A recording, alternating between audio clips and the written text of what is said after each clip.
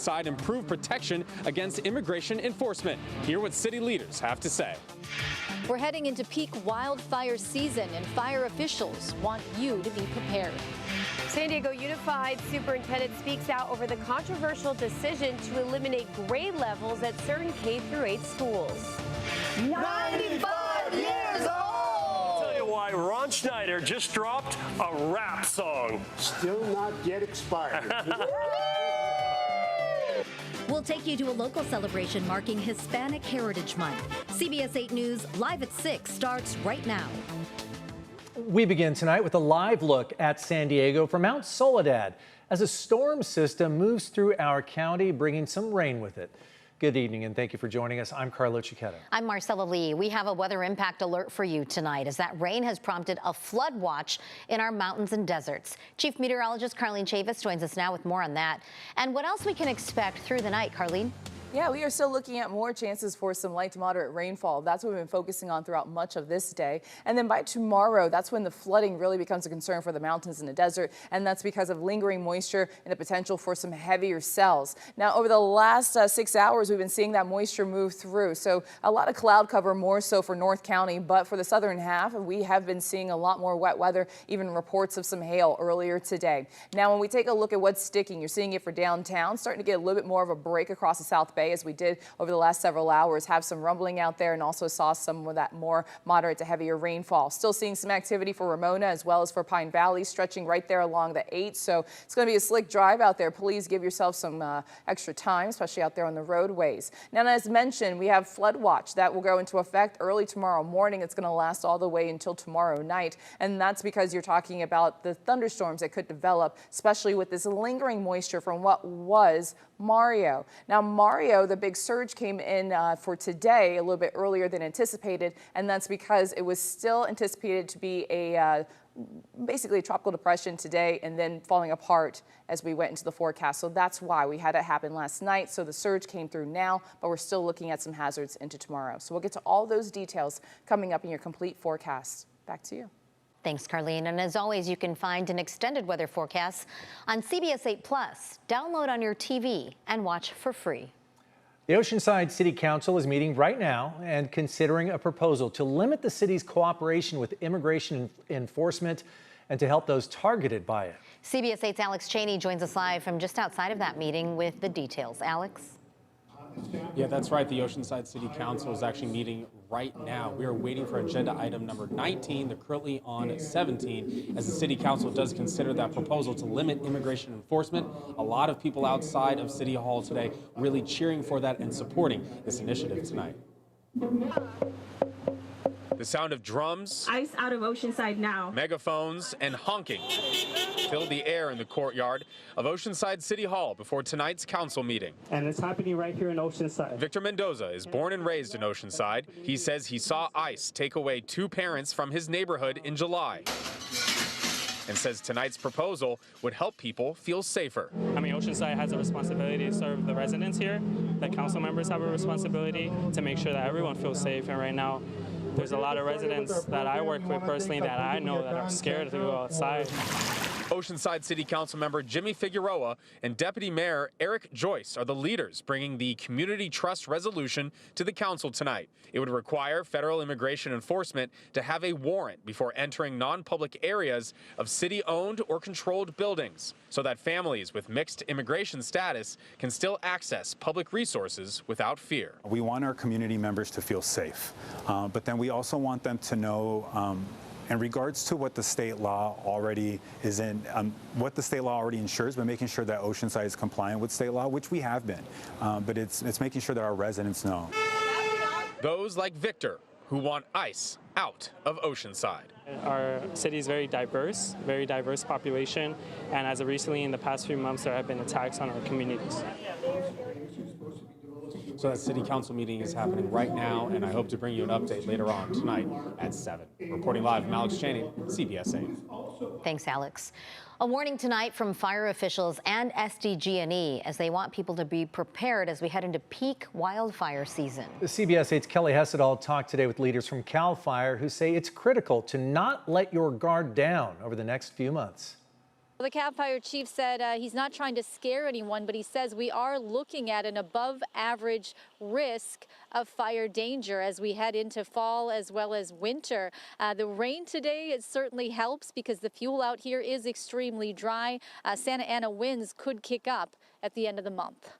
This year alone, we've already responded to more than 7,000 wildfires. CAL FIRE Chief Tony Meacham says fortunately here in San Diego, we haven't had any major wildfires break out this year.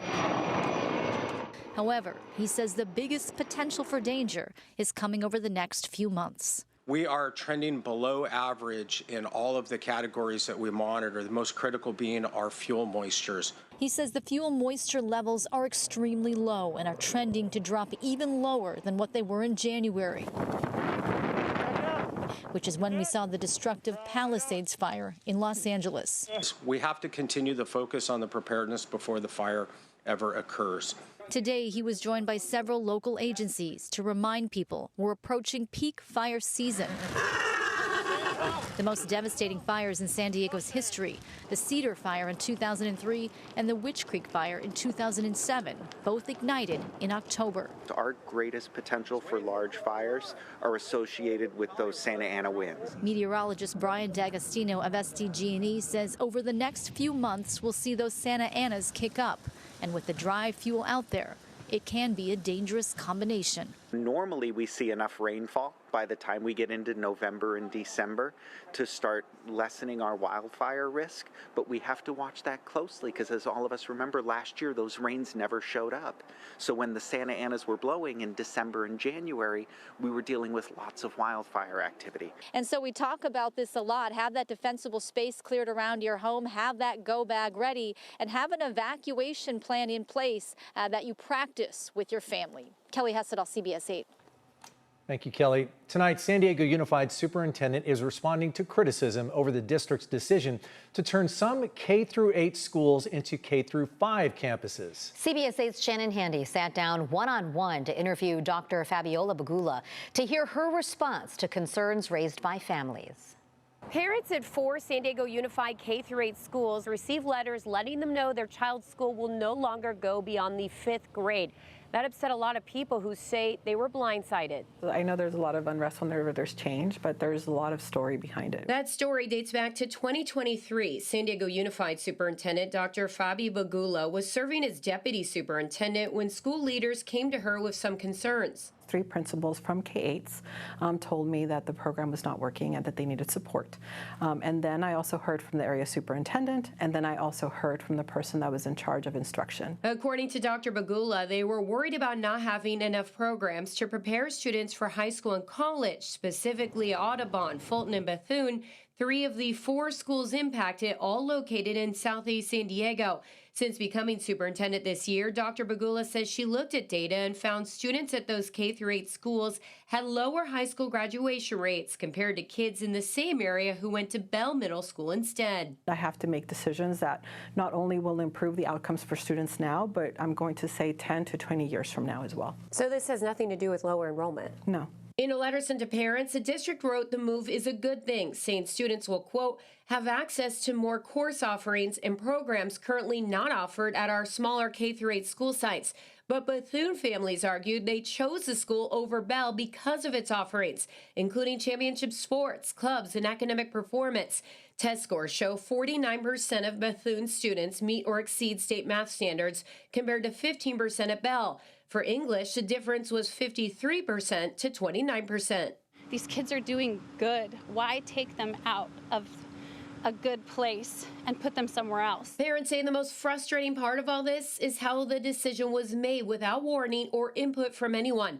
Dr. Bagula told me they are in the process of planning community meetings. You're going to go out and listen, but it seems as though the decision to do this has already been made. So you're getting input after the fact. Input about concerns. I still think that matters, because if there is a very big concern over, listen, this is what I'm worried about, then we can say, okay, let's problem solve. Another complaint? The change impacts schools that serve a higher proportion of low-income families. Why are they cutting these schools and not others? Most of our K-8s are in those communities.